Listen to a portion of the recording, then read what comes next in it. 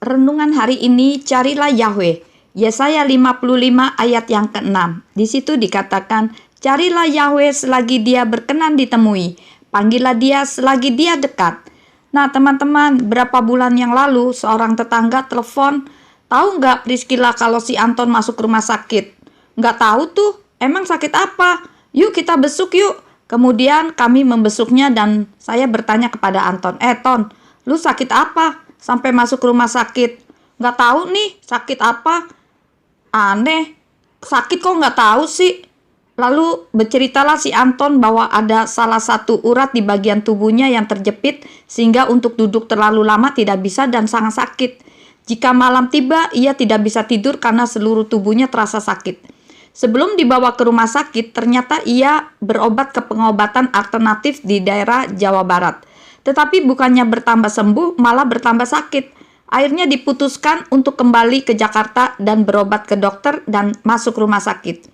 Kemudian si Anton ini bercerita kalau bumi tidak mau lagi terima aku nih. Bingung dengan perkataannya. Saya kemudian tanya, maksudnya apa, Ton? Ia jawab kalau kakinya menginjak tanah, maka kakinya terasa mengambang atau kebal. Saya katakan, untung lu masih bumi yang tidak mau menerima kamu. Coba kalau Bapak Yahweh yang tidak mau menerima kamu, bagaimana tuh? Di saat sakit begini, barulah ia teringat kepada Bapak Yahweh. Mulai baca buku-buku rohani, tetapi pikirannya masih tetap mau mencari orang-orang pintar yang dapat menyembuhkan sakitnya. Begitupun banyak orang Kristen yang jika dalam keadaan sehat tidak ingat lagi akan Tuhan. Tetapi ketika masalah datang dalam hidupnya, barulah mencari Tuhan. Mulai ada penyesalan, kenapa begini, kenapa begitu. Nanti setelah sembuh akan melayani Tuhan, begitu banyak orang berkata.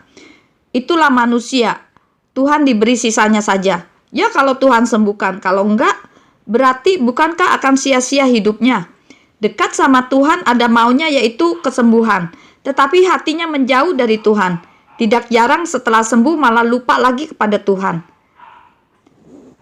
Dalam keadaan sehatlah seharusnya kita berikan hidup ini untuk melayani Bapa Yahweh. Bukan pada waktu kita sakit atau ada masalah baru ingin melayani Bapa Yahweh.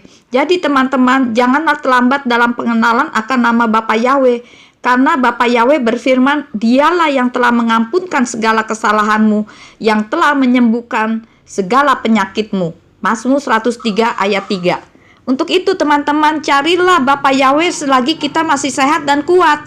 Jangan datang kepada Bapa Yahweh dengan setumpuk masalah aja. Tinggalkan itu dulu, tetapi carilah wajahnya. Maka bersiaplah untuk terpesona melihat kedahsyatan Bapa Yahweh dalam memecahkan masalah kehidupan kita. Jadi teman-teman, hanya orang yang bodoh yang mencari kuasa dunia daripada kuasa Bapa Yahweh. Karena sudah tahu kalau kuasa Bapa Yahweh itu tidak ada bandingannya.